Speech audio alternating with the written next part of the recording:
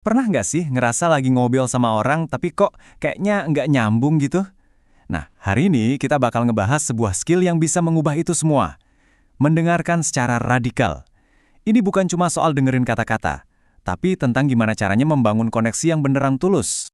Oke, kita mulai dari angka yang jujur aja cukup bikin kaget. Di tahun 2022, 66% orang Amerika ngelihat lawan politik mereka itu bukan cuma sebagai orang yang beda pendapat, tapi sebagai orang yang gak bermoral. Angka ini tuh lonjakannya gede banget, dan ini jadi pertanda ada yang salah sama cara kita berkomunikasi. Ini bukan lagi soal politik loh, ini udah jadi krisis koneksi. Kayaknya masalah utamanya bukan pada apa yang kita omongin, tapi pada fakta bahwa kita tuh udah nggak benar-benar saling dengerin lagi. Zaman sekarang kan kita makin sering ngerasa kesepian dan terpecah belah. Tapi, gimana kalau solusinya itu bukan dengan lebih banyak ngomong, tapi justru dengan mendengarkan pakai cara yang sama sekali berbeda? Aneh ya, teknologi makin canggih, kita bisa terhubung sama siapa aja, kapan aja. Tapi kok penelitian malah nunjukin kita makin kesepian? Kepercayaan kita satu sama lain bahkan ada di titik terendah selama 50 tahun terakhir. Ini paradoks yang nyata banget. Nah, solusinya apa dong? Yuk kita bedah satu konsep yang namanya mendengarkan secara radikal. Sebuah ide yang bisa mengubah total tujuan kita dalam sebuah percakapan.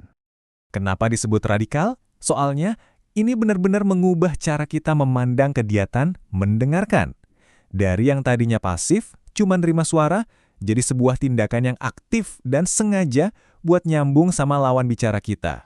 Coba deh, lihat perbedaannya di sini. Ini pergeseran yang fundamental banget.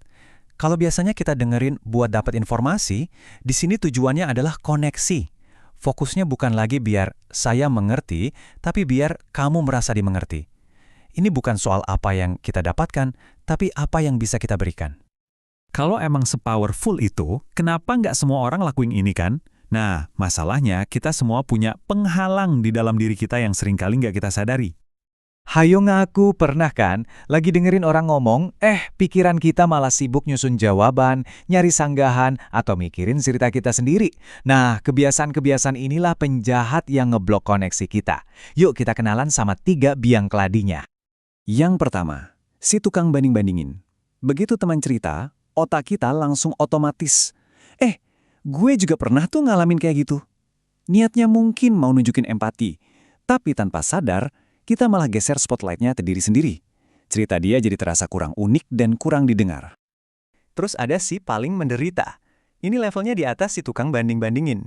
Waktu ada yang curhat, kita balas, halah gitu doang, gue lebih parah lagi. Nah loh, obrolan langsung berubah jadi ajang adu nasib. Bukan lagi soal empati, tapi soal siapa yang paling sengsara. Koneksi, bubar jalan. Dan yang terakhir, si peramal. Kita ngerasa udah tahu banget nih orang mau ngomong apa, jadi kita dengerinnya setengah-setengah, cuma buat nyari pembenaran asumsi kita aja. Ini bahaya, soalnya kita jadi nutup kemungkinan buat belajar sesuatu yang baru atau melihat perspektif yang beda dari lawan bicara kita. Oke, kita udah kenalan sama 3 penjahat utama dalam percakapan. Terus gimana dong cara ngalahin mereka?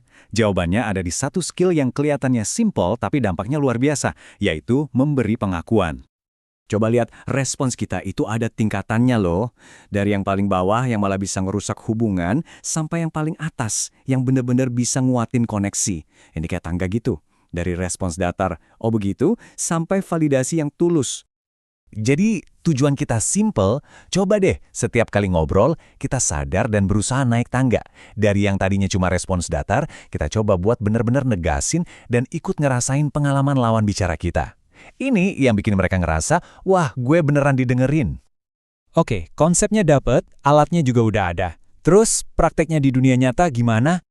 Penting banget buat diingat ya, ini bukan berarti kita harus jadi pendiam yang pasif. Justru sebaliknya, kita jadi proaktif. Kita bikin pilihan sadar di setiap obrolan. Tujuan gue ngobrol ini buat apa? Cuma buat balas omongan atau buat bener-bener nyambung? Jadi, buat obrolan kamu berikutnya, coba deh 3 hal ini. 1. Pasang niat. Niatin dari awal buat terhubung, bukan buat menang debat. 2. Waspada sama penjahat di dalam diri. Kalau mulai mau banding-bandingin atau sok tahu, sadari dan stop. Dan 3. Kasih pengakuan yang aktif. Tunjukin ke mereka kalau kamu beneran dengerin. Ini bukan cuma teori ya, anggap aja ini tantangan. Coba pikirin, siapa satu orang yang mau kamu dengarkan secara radikal hari ini? Satu obrolan aja, bisa jadi pasangan, teman, atau bahkan rekan kerja. Coba, dan lihat apa yang terjadi.